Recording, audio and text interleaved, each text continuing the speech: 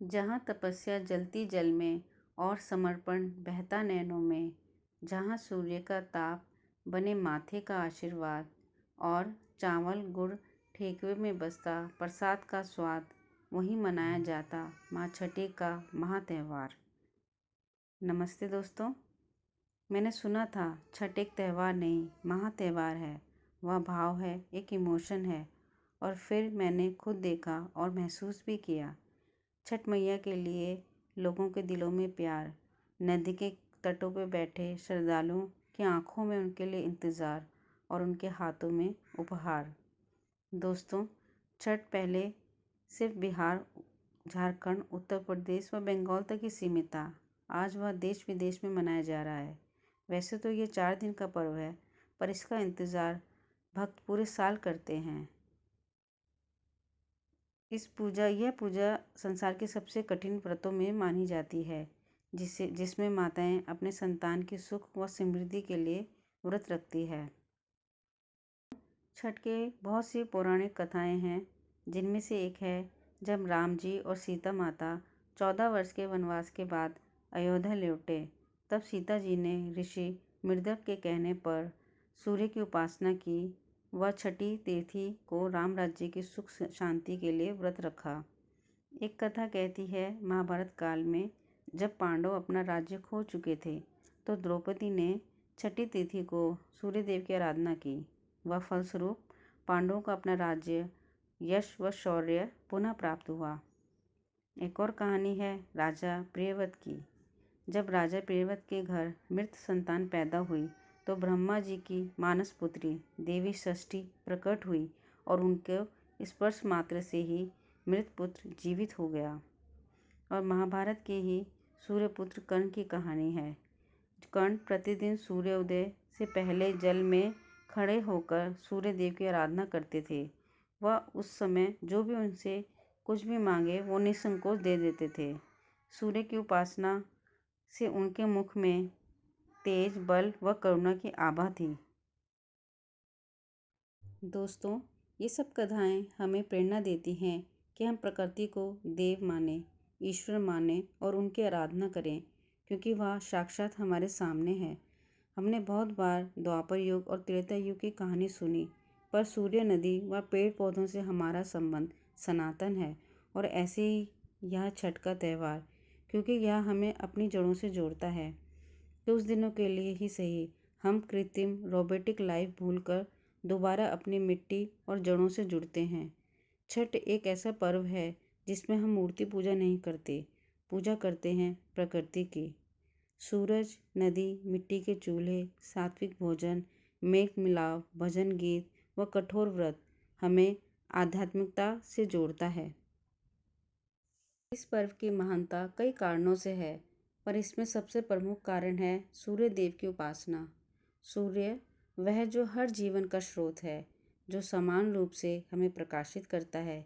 यही सूर्य छठ का देवता है और यही सूर्य हमारे भीतर की चेतना का प्रतीक।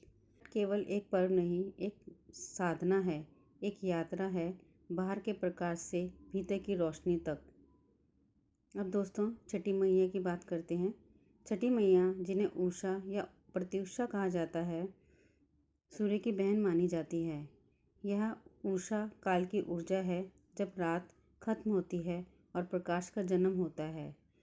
आध्यात्मिक दृष्टि से यह नवजीवन की देवी है, जब अंधकार यानी अज्ञान समाप्त होता है और चेतना यानी ज्ञान प्रकट होता है। दोस्तों, छठ पूजा के 4 मुख्य चरण होते हैं। इसमें पहला चरण व दिन होता है नहाय खाए का। इस दिन व्रती यानी व्रत रखने वाला घर को साफ करके स्नान करता है। अगर संभव हो तो नदी व तालाब में जाता है। बाद वो छठी मैया की पूजा करता है।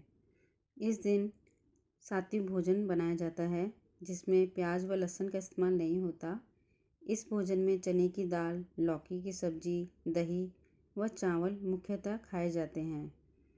इस सात्विक भोजन का भी बहुत महत्व होता है। यह भोजन व्रती को मदद करता है शांत व शीतल रहने में। लौकी हल्की व पानी से भरपूर होती है और चने की दाल पौष्टिक तत्वों से भरपूर। इस भोजन की थाली को व्रती बहुत आनंद के साथ खाते हैं। यह दिन भी प्रतीक है शरीर व मन दोनों की पवित्रता का। यह दिन प्रतीक है स्नान व शुद्धता सिर्फ शरीर की ना होके विचारों और मन की हो, क्योंकि जब तक भीतर का जल स्वच्छ ना हो तब तक सूर्य का प्रकाश उसमें प्रतिबिंबित नहीं हो सकता। दूसरा चरण व दूसरा दिन है उपवास व कृतज्ञता का। इस दिन को खरना बोला जाता है। खरना छठ का सबसे पवित्र दिन माना जाता है। कहा जाता है कि छठ पर्व की शुरुआत खरना का दीप जलाने से होती है। इस दिन व्रती महिला नए चूल्हे में गुड़ व चावल की खीर बनाती है, रोटी बनाती है। चावल की खीर को रसिया व रसियाव भी बोलते हैं। खरना का प्रसाद व्रती व परिवार के सदस्यों को दिया जाता है। इसका भी पूरा का पूरा एक नियम होता है, जो कि केले के पत्ते पे रखकर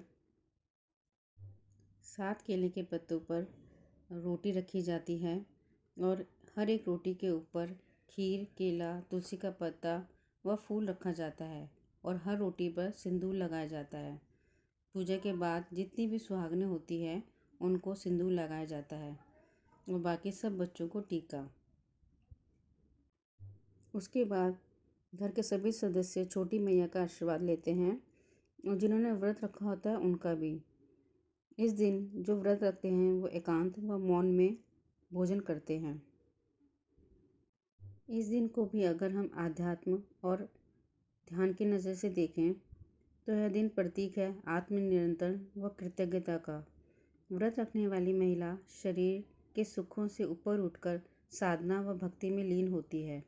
वह धन्यवाद देती है हर उस अन्न के दाने को, हर उस वस्तु की जो उसके पास है। हमें यहाँ स्मरण रखने की ज़रूरत है कि जब मनुष्य भूख प्यास से ऊपर उठता है तब ही भीतर साक्षी भाव प्रकट होता है, यानी मैं सिर्फ शरीर नहीं चेतना हूँ।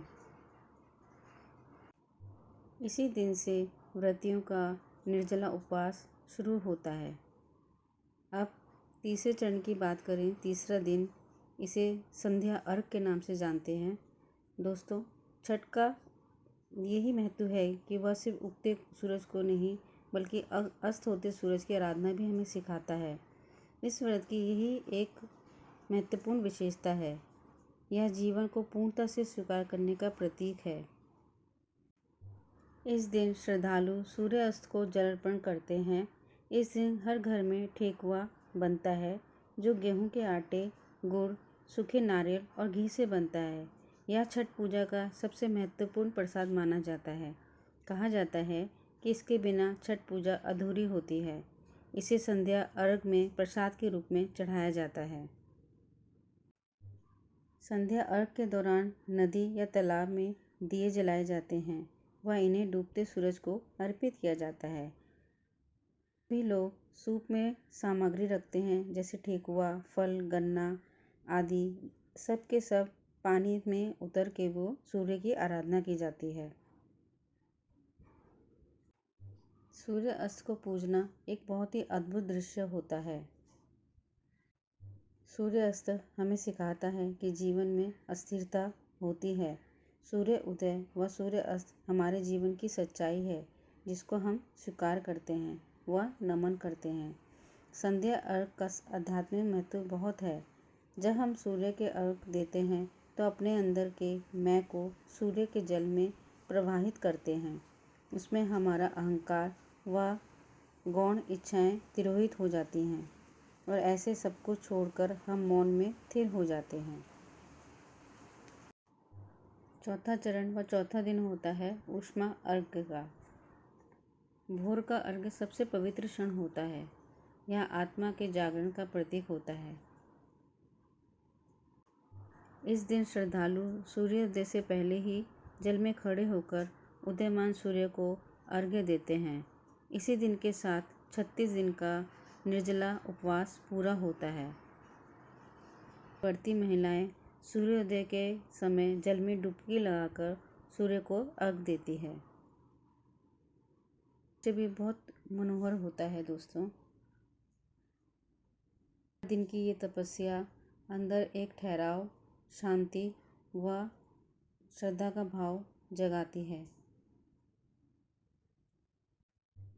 जहाँ संध्या अर्घ अस्त का प्रतीक है, ढलाव का प्रतीक है, वहीं उष्मा अर्घ नए जीवन की शुरुआत का प्रतीक है। सच्ची साधना है जब अंधकार से प्रकाश की ओर हम लौटते हैं और अंधकार व प्रकाश दोनों का सम्मान हमारे हृदय में बराबर होता है। तो दोस्तों, छठ का यह पर्व अनुभव, ध्यान और प्रकृति का पर्व है। छठ केवल त्यौहार नहीं, यह एक साधना है। सूर्य को जल चढ़ाना प्रतीक है कि हम अपना अहंकार पिघलाकर अर्पित कर रहे हैं। बाहर का सूर्य ब्रह्म है, परमात्मा है, भीतर का सूर्य आत्मा है। जब दोनों एक होते हैं, वही छठ का वास्तविक ध्यान जन्म लेता है। छठ पर्व का सीधा संपर्क पर्यावरण, मनुष्य व प्रकृति से है। छठ नमन है सूर्य देवता को, जो बिना मांगे हमें प्रकाश से प्रकाशित करता है। छठ नमन है नदी को, जो हमें जीवित रखती है व निश्चल बहने की प्रेरणा देती है। छठ नमन है सूर्य उदय व सूर्य अस्त को, जो हमें जीवन को पूर्ण रूप से स्वीकार करना सिखाते हैं। छठ उस प्रकाश की साधना है जो हमें बाहर से भीतर की तरफ ले जाती है।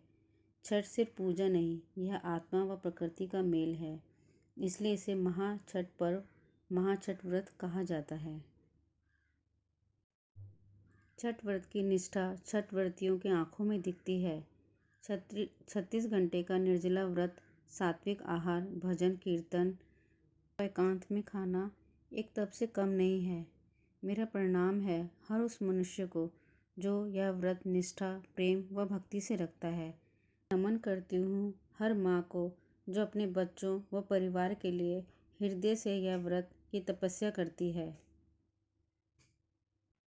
पर साथ ही दोस्तों, हमें यह भी स्मरण रखना चाहिए कि इस व्रत के कारण जो आध्यात्मिक यात्रा शुरू हुई है, उसको बनाए रखना भी हमारा कर्तव्य है। सूर्य नमस्कार एक दिन ना हो, बल्कि रोज हो। रात सोने से पहले व सुबह उठने के बाद हमारे हृदय में कृतज्ञता व ध्यान का एहसास हो। हमारा हृदय ग्रैटिट्यूड से भरा हो, वो भी बिना किसी कारण।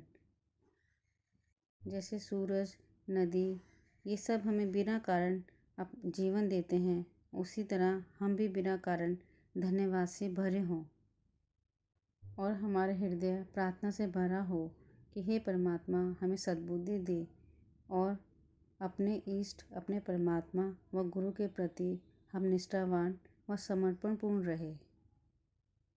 इस निवेदन के साथ आप सबको छठ व्रत की बहुत बहुत शुभकामनाएं। और मैं कामना करती हूँ कि आप सबका व्रत सफल हो, आप सबका तप सफल हो, आप लोगों की सारी कामनाएं पूर्ण हो। इसी के साथ हैप्पी छठ पूजा दोस्तों। आप सबका बहुत बहुत आभार, बहुत सारा प्यार।